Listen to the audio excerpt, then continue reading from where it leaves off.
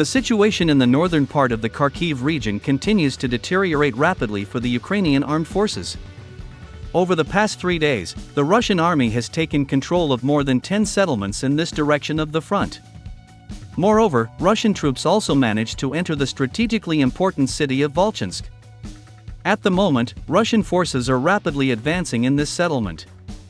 According to war correspondents, on May 13, at 11 a.m. Moscow time, Russian troops managed to take control of the territory of a meat processing plant in the northwestern part of this city. This meat processing plant was one of the powerful strongholds of the armed forces of Ukraine in the city of Volchansk. However, the professional actions of the Russian military and army combat aviation led to the fact that this powerful fortified area of the Ukrainian army fell within 24 hours.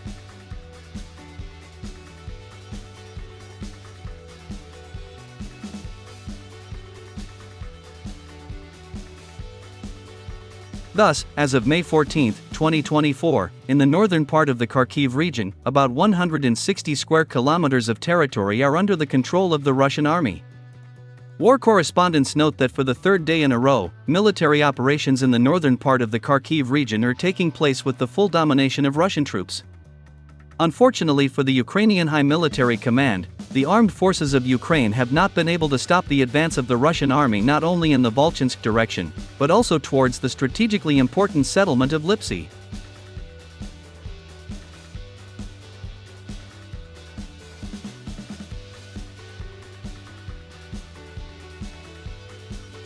It is reported that if the armed forces of Ukraine fail to stop Russian troops in Volchansk and Lipsy, then active hostilities may start in the northern outskirts of the city of Kharkiv already in the coming weeks. Against this background, in order to stop the Russian army, the Ukrainian High Military Command continues to transfer units of the armed forces of Ukraine to Volchansk and Lipsy, from other directions of the front.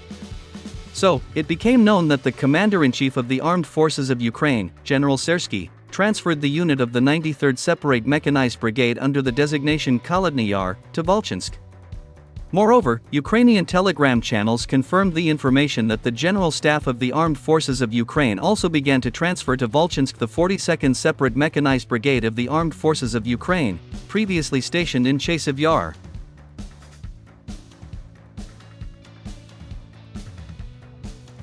Let me remind you that the 42nd Separate Mechanized Brigade of the Ukrainian Army is in fact one of the most combat-ready NATO brigades in Ukraine, since this brigade is not only equipped with advanced Western weapons, but is also supervised by NATO military advisors and generals.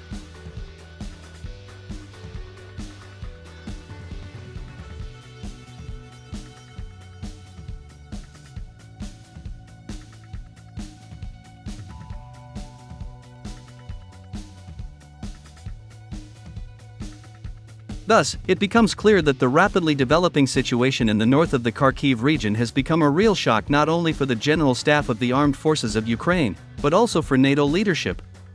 Moreover, the fact that the General Staff of the Armed Forces of Ukraine began to transfer its most combat-ready brigades to Volchansk, removing them from the Chasiv Yar, indicates that the Kiev regime and its Western patrons decided to surrender this city to the Russian troops, in order to prevent the breakthrough of the Russian army in the city of Kharkiv.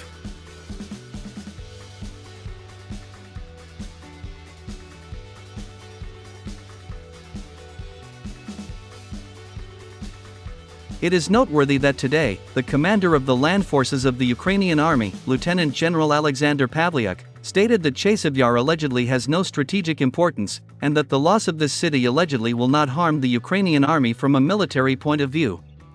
At the same time, the day before this statement by the Ukrainian general, British military experts recognized Chasiv Yar as a strategically important city. According to British experts, if Chasiv Yar comes under the control of Russians, then it would open the way for the Russian army to the rest of the cities and villages of Donbass. Thus, it becomes clear that the Kiev regime decided to sacrifice Chasiv Yar for the sake of Kharkiv, and psychologically prepares the population for new territorial losses.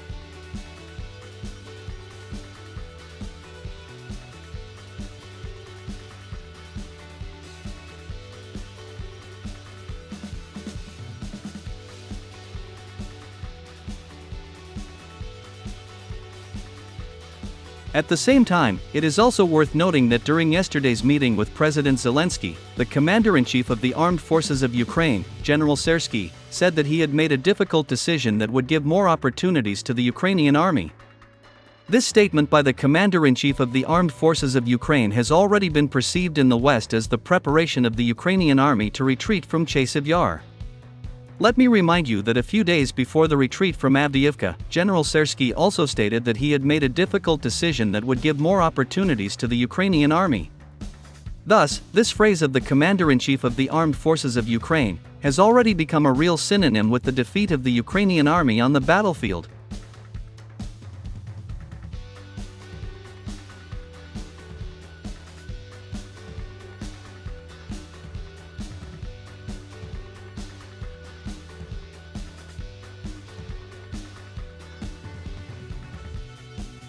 The fact that the Ukrainian army will soon lose Chasiv Yar is beyond doubt even among the most ardent Ukrainian propagandists. However, judging by how events are developing in the north of the Kharkiv region, the combat-ready brigades of the armed forces of Ukraine transferred from Chasiv Yar will not be able to stop the advance of the Russian army towards the city of Kharkiv. The fact is that even ardent Ukrainian nationalists from the nationalist KRAKEN Regiment failed to stop the offensive of the Russian army in this direction of the front.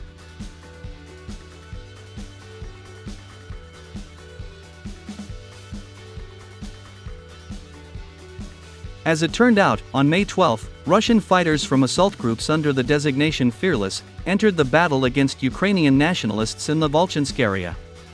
Moreover, fighters from the so-called Russian Volunteer Corps also fought on the side of the Ukrainian nationalists.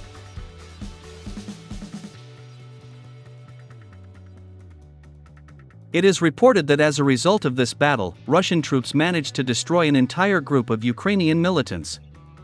It is reliably known that during that battle, the Ukrainian nationalists lost more than 100 people killed.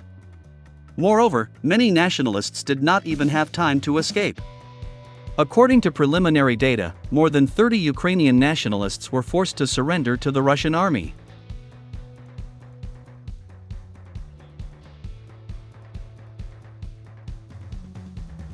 Thus, it becomes clear that General Syrsky's decision to send elite brigades to Volchansk will not help the Ukrainian army in its attempts to stop the advance of Russian troops. If highly motivated Ukrainian nationalists from the KRAKEN Regiment lost to the Russian army, then ordinary Ukrainian soldiers simply have no chance of confronting Russian troops.